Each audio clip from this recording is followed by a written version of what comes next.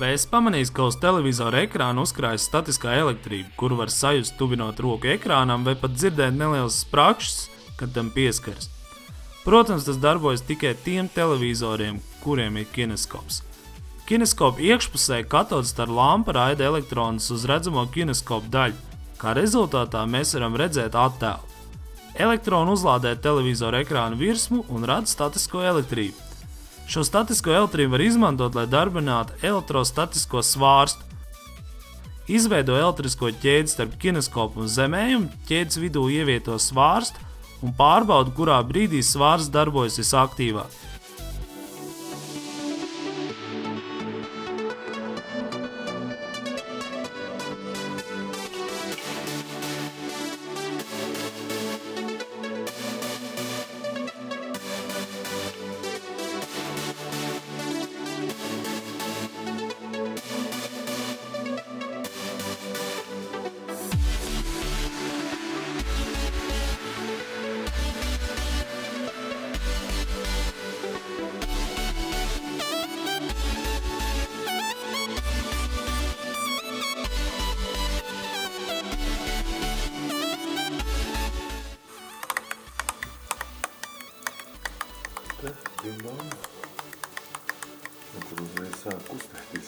Esi piesardzīgs veicot šo eksperimentu un obligāti izslēdz televizoru, kad nostiprina alumīnija foliju uz kineskopu vai veic kādas citas izmaiņas elektriskajā ķēdē.